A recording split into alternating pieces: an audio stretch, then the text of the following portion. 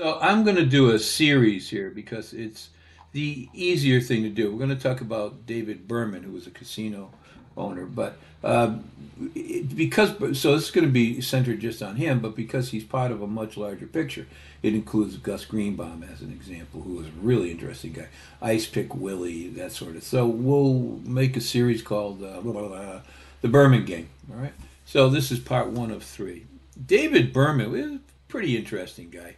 He was born in 1903 in Odessa, which is down in the Ukraine. He's the son of a former rabbinical student. He would remain steadfastly religious throughout his entire life, and he helped Bugsy Siegel finance the first synagogue in Las Vegas. It was a four-bedroom house. I found out why. I was curious why, because they were both had a lot of money. They build a synagogue. Well, for two reasons. There really wasn't much of a Jewish population there at the time, but they did need a synagogue. And getting building materials, I didn't know this, in those early days in Vegas was really expensive and difficult. So they just took a four-bedroom house, they bought it, and they reconverted it. That's interesting. When Berman was just a child, the family moved to South Dakota as part of a Jewish resettlement program that had been funded by Baron Maurice de Hirsch. Maurice de Hirsch, excuse me, was an interesting guy. He was a German multi-millionaire, and he helped refinance resettlements for the Jewish people in Argentina, as an example. Um, there are a lot of Jewish people in Argentina when I was there. It's really quite a community. So he helped to finance. So that's who he was. So now you know. From there, the family moved to Iowa, and then in 1916, Berman showed up in Sioux City. He's running his own gang, and then eventually moved over to Minneapolis, a bigger market. And he developed somehow, I don't know how, a working relationship with the Genovese family. Berman prospered during Prohibition and with the beer and gambling.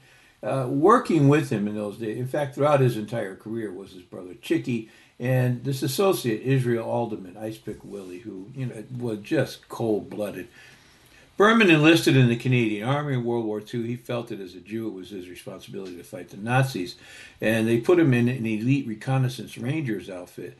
You got to be tough and smart to be in those things. We rejected him. The U.S. Army rejected him. He had a felony record. So after the war, Minneapolis elected a young racket-busting guy named Hubert Humphrey, the great Senator Hubert Humphrey. I really admired him. He was a great guy. I'm a conservative, but Humphrey was a great man. So he became mayor, and he basically pushed Berman out of the city. Berman was now wealthy beyond belief. He pushed him out of the city and into the waiting arms of Meyer Lansky and Bugsy Siegel. That's one story. The other story is, excuse me, my throat is, I explained this in another tape. At this time of the year, I get allergies really bad, and I've got a leftover flu hanging around. It's like a dinner guest that won't leave. So the other side of that story is the Genovese family had money with Siegel, and they saw that Vegas had potential, and they didn't trust Siegel, but they trusted Berman. They knew he was very capable, so they packed up him and his men and moved him down to Vegas, basically to keep an eye on Siegel, who, could go off the deep end every now and then. Berman was a level, he's a military officer, level guy, smart. He thought first, acted later. So he left. Before he left, by the way, he married this woman, a former dancer named Gladys Ewald. She was a German American who converted to Judaism. She took her own life at age 39 by overdose of sleeping pills just after her husband died in 1957. Her daughter Susan believed that she was murdered for refusing to give up her father's um, shares in the casino. Uh, we'll talk about that. It was Berman and his manager, Gus Greenbaum, who walked into the Flamingo Hotel on June 21, 1947, just hours after Bugsy Siegel had been shot, actually an hour and a half, and they announced, we're taking over. There's a film version, I think, in some place where he comes in, he's scared, we're taking over. It wasn't like that. He didn't shout. He wasn't a shouter. He just spoke the words softly. What he was trying to do is get the people who work there calm. We're taking over. Don't worry, it's going to be all right. There's a scene that they have in this, in The Godfather Part 2, and they keep deleting it. One where Michael's bodyguard, the guy, the cop, comes in and throws a chair at the guy and all that. It isn't based on any truth, but it's fun to watch. By the early 1950s, Berman and his brother uh, where they were either partners or owners, nobody knows, in the Riviera, I'm sorry, in the Flamingo, the El Cortez, the El Dorado casinos. Those were two smaller ones, the El Dorado casino, but they were old. Berman died in 1957. He entered the hospital for a simple surgery and didn't come out. Susan Berman, again, his daughter, believed that it was mysterious that he died. She later wrote this book called Easy Street about her father and growing up and what she termed a Jewish mafia princess in Las Vegas. Susan was, she was a troubled woman. Friends described her as smart, intense, complex, who challenged the boundaries of friendships and relationships. But she was also a victim of phobias. She wouldn't cross a bridge. She wouldn't ride an elevator. She wouldn't go above the third floor. At one point, she attempted to kill herself. She was a gifted writer. I mean, she wrote a lot of stuff, a lot of feature books, how to pick a college. But she was in and out of mental asylums throughout most of her adult life. As you may know, she was murdered by Robert Durst in her home in Los Angeles in December 24, 2000.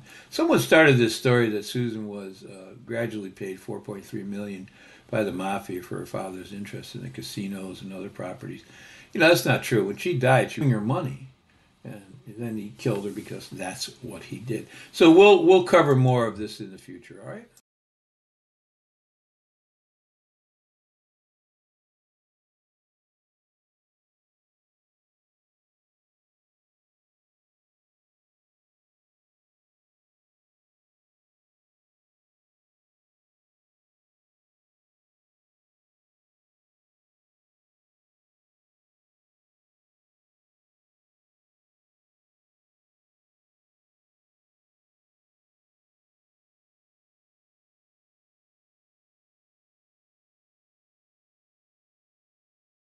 Come get your beer.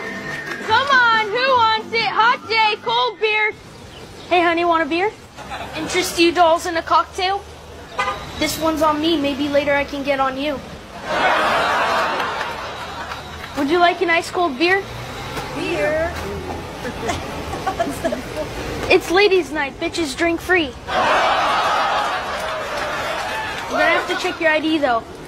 No, just kidding. You're old.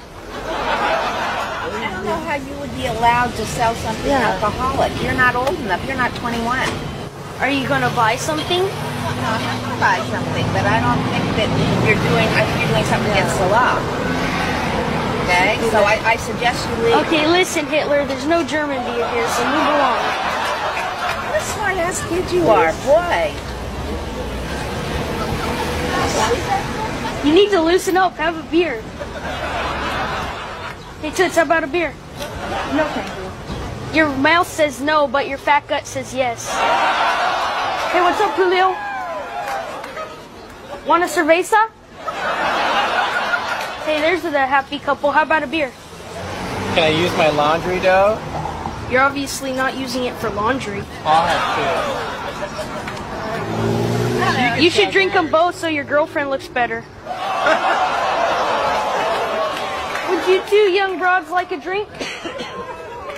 Hey guys, should I pour you 3? Yeah, that's all we need.